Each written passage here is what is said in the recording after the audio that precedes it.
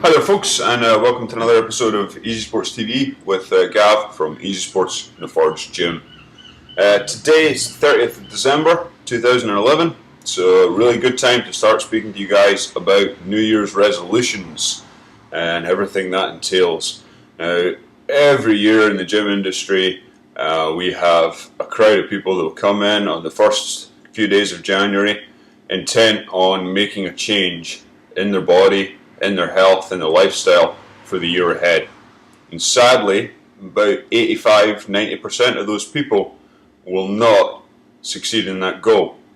What I wanted to discuss today was the main reasons why people don't manage to see through their New Year's resolutions, how you can go about goal setting a little bit more sensibly in order to make sure that you do continue on the path that you've set for yourself, and hopefully help all you guys have a more effective 2012.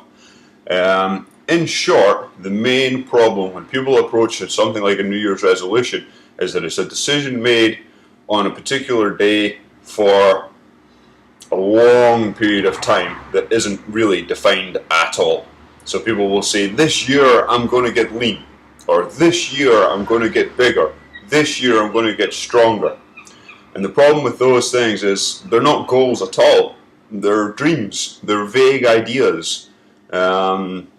They don't have enough detail to actually kick in the psychological processes that are required to see a goal through or to effectively complete any task. It's the equivalent of turning up in the morning and saying, today I'm going to build a house. Well, have you ordered any bricks? Do you know how to build a house? If not, you're kidding yourself on. Okay? So basically, what we want to look at when we set a goal is to make sure that it is SMART. Alright? It's a little bit cliched, but that stands for specific, measurable, attainable, realistic, and timed. The first one there, specific. The idea of getting lean or getting big is non-specific. It's very, very general. If we take that getting lean and say, I'm going to drop my body fat percentage 3%, now that's quite specific. That's something that you can see, you can define it, you can focus on it. It's really real. It's 3% loss in body fat. So that's the first thing. The goal has to be specific. So break it down from that big idea into a little focused, defined chunk. Second thing, measurable. There's no point in just saying leaner, bigger, faster, stronger. You've got to break it down and make that measurable. So, how much leaner? How much faster? How much stronger? You're going to say, I'm going to drop 3% body fat, to use that same example. That's very measurable. We take a body fat percentage at the start of the time frame. We take a body fat percentage at the end. No problem at all. Equally, getting stronger. Bench press. I'm going to put 20 kilos on my bench press. Okay. Now we have something we can measure. Bench press either went up 20 kilos or it didn't. Okay? Next thing, make your goals attainable.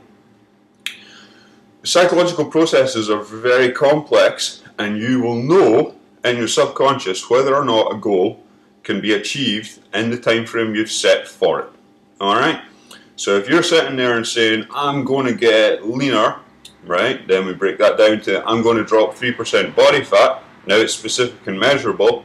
And if you then tell me you're going to do it in a week, that's not attainable. The time frame you've allowed for the goal isn't sufficient. Now, subconsciously, you'll know that. Alright? So you can sit there and say to yourself, I'm going to do this in 3 weeks, or I'm going to get huge in a month, whatever it might be. But if the goal is not attainable, your subconscious will know that it can't be done in the time frame required, and therefore, right from the start, you know, really, that you're onto a loser here. You can't attain the goal. When you're in that situation where you know already that you cannot attain a goal, your psychological processes will not allow you to put forward the maximum amount of effort required. Right? So you'll sit there and say, I'll just have this chocolate bar, because you know deep down that it isn't possible to meet the goal in the first place.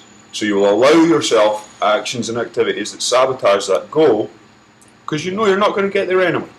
So that's what we've got to do, is make sure that the goals are attainable in the time frame that we set for them.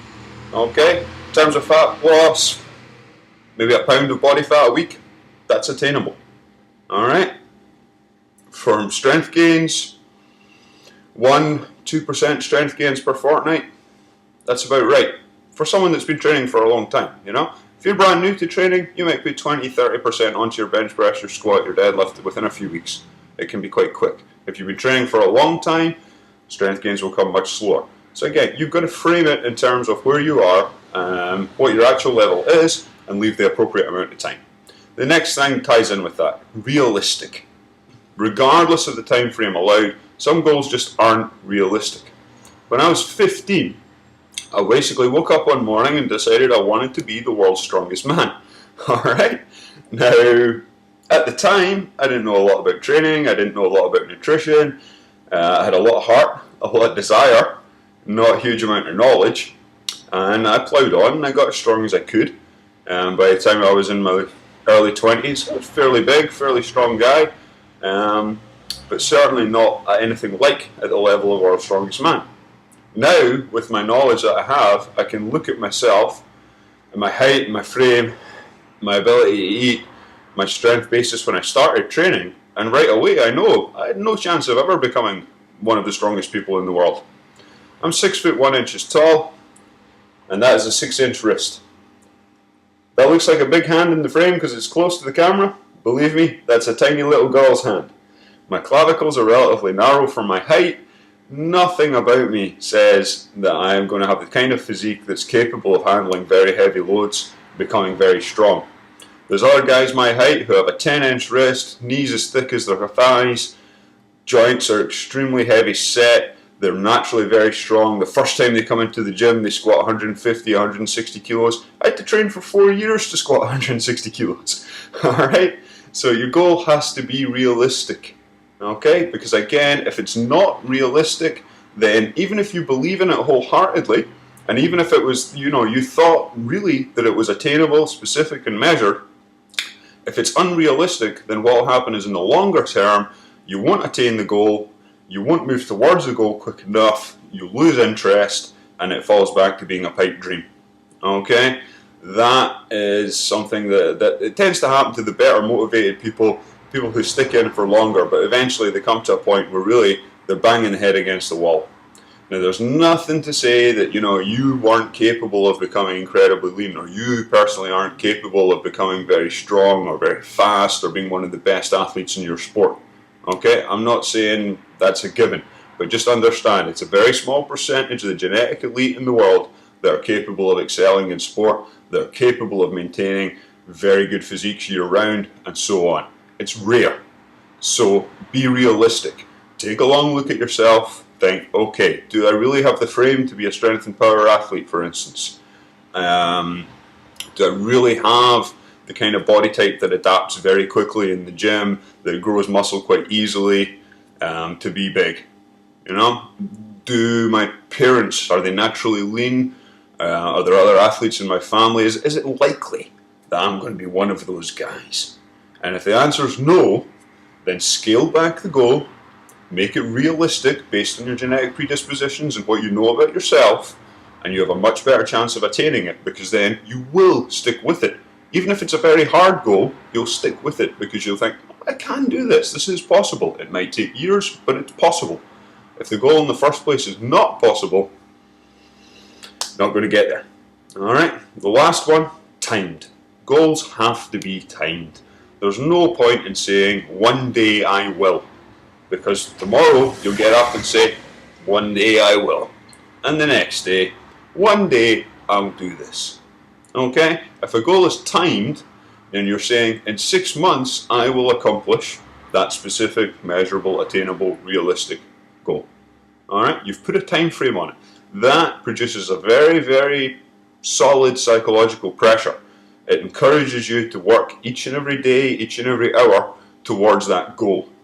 If you feel like you've got a never-ending time frame to do something in, human nature dictates you will not do very much about it.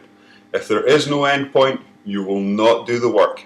We all know it's the same thing with workload, tax returns, all these things. We all do them at the last minute because there's a specific time frame. We don't do anything, and then once it gets close to the end, we start panicking, we start working really hard, we pull out all the stops and we get the job done.